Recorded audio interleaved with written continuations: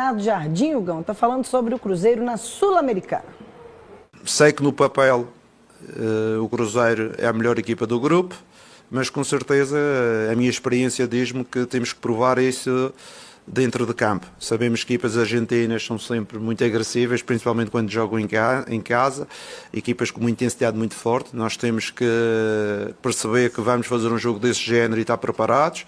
Sabemos que o Palestino é o primeiro classificado do Campeonato do Chile e que se é o primeiro, normalmente é uma equipa que está habituada a ganhar, também temos de ter atenção. A outra equipa eu conheço menos, mas aos poucos e poucos vamos tirar a informação e vamos fazer a observação como fazemos para todos os adversários e saber que no papel a nossa responsabilidade é qualificar a equipa em primeiro lugar. Entendendo a logística desse grupo, a gente tem o Palestino, que é um time do Chile, a gente tem o União Santa Fé, que é o time argentino, o qual o Jardim fala sobre esse espírito aguerrido, né? E nós temos o Mushuki. Muito obrigado, senhores. Não consigo. O ano inteiro. Eu vou de Hakuna Matata, que não vai ter jeito mesmo. Não vou conseguir falar. Como é que é? Mushuki. Perfeito, obrigado. A gente tem Chile, a gente tem Equador e a gente tem Argentina. Além dessas dificuldades que o Jardim colocou, porque no papel realmente a equipe do Cruzeiro é uma equipe fortíssima, mas tem que se provar isso em campo. Ele vai experimentar um calendário e um trajeto tenebroso aqui na América do Sul. Que quando ele jogava lá na França, a França é do tamanho de um estado que tem dentro do Brasil. Quando você vai para uma competição continental, as viagens não são tão cansativas e não são tão longas assim. A não ser que você vai enfrentar um time, por exemplo, mais lá para o sul da Europa, por exemplo. Você tem que ir para a Turquia, por exemplo, que é mais Ásia. Tem a Turquia da parte da Ásia, a Turquia da parte europeia, que aí demanda uma logística maior. E aqui vai ter um determinado momento em que ele vai estar enfrentando um time lá no Equador, e mesmo assim não é em Quito, é no interior do Equador, para depois descer para o Rio Grande do Sul para enfrentar o Internacional. Né? É uma logística complicadíssima para você, inclusive, conseguir recuperar esses jogadores a tempo para isso. Por isso ele fala sobre você ter essa rotatividade do elenco e usar outros jogadores também e não se especificar apenas com 11 jogadores titulares. Evidentemente que ele vai chegar num grupo em que ele entende ser o grupo mais qualificado para atuar sempre, mas sempre vai ter uma peça ou outra rodando ali em certas posições. Talvez essa seja a grande dificuldade entre você fazer esse trajeto. Além também do calendário apertado de incluir uma Copa do Brasil no meio disso tudo. Não, Bel. Pelo menos o Leonardo Jardim vai ter que aprender a dirigir a defesa celeste. Se tem um setor no Cruzeiro que ainda não se ajustou na temporada, é o defensivo. Só no Campeonato Mineiro foram 11 gols sofridos em 10 jogos. Missão pro português Leonardo Jardim nessa pausa, hein? Ele já tá de olho nisso também. Para mim, defender bem é defender com 11 jogadores. Guarda-redes e mais 10. E defender com 11 jogadores não quer dizer que sejam os jogadores de marcação, não é? É jogadores que tenham uma função dentro de campo, sejam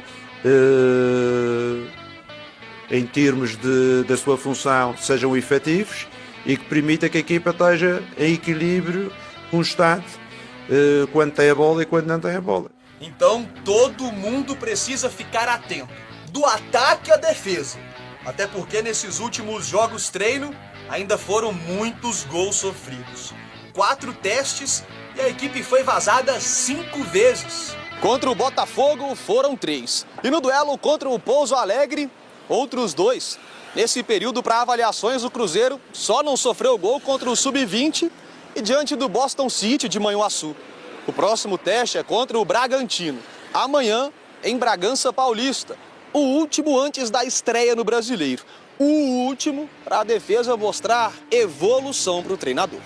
Por exemplo, não podemos ter 3 jogadores atrás da linha da bola constantemente e o adversário estar a atacar 10 contra 7. Isso é que não podemos ter nos jogadores ofensivos. Claro que toda a gente gosta de ter jogadores ofensivos. Se eu conseguir colocar na frente 3, 4 jogadores ofensivos, fico feliz. Eles têm que dar-me esse equilíbrio que a equipa pretende para não estarmos 7 a defender e o adversário está sempre em superioridade.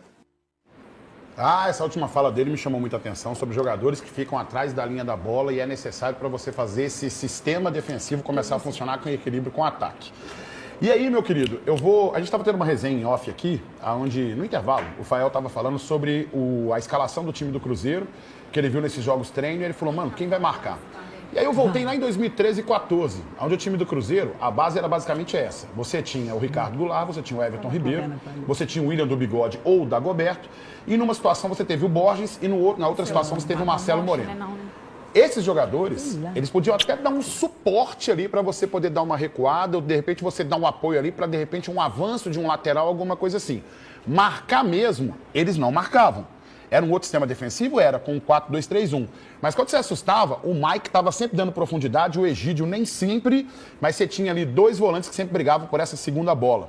Ou seja, é encontrar um equilíbrio onde você possa ter um sistema ofensivo muito forte e, ao mesmo tempo, trabalhar com os jogadores atrás da linha da bola, de modo que você não sofra na mão dos adversários. Enfrentaremos equipes tão qualificadas quanto o Cruzeiro, mas é necessário que o Cruzeiro entenda que esse sistema defensivo ele tem que funcionar como não tem funcionado nos últimos anos. Vai daí, Bel. E também fazendo aniversário hoje. Tem um muito querido fazendo aniversário hoje, mas esse aqui, o Gão.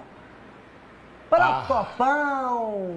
Ó, ele, novão ali, bonitão. Continua um senhor muito bonitão. Continua. Tá fazendo 86 anos. Mas é o que o Fael falou agora também, eu falei do Dadá, é a mesma coisa do Procópio. O Procópio, tanto no Cruzeiro, no América, quanto no Atlético, extremamente respeitado. O Procópio que fez parte do esquadrão imortal da década de 60, está na galeria do Olimpo Celeste. Aquele time de 60 ali, onde ele dividiu aquela defesa com o William, Procópio, Neco, né?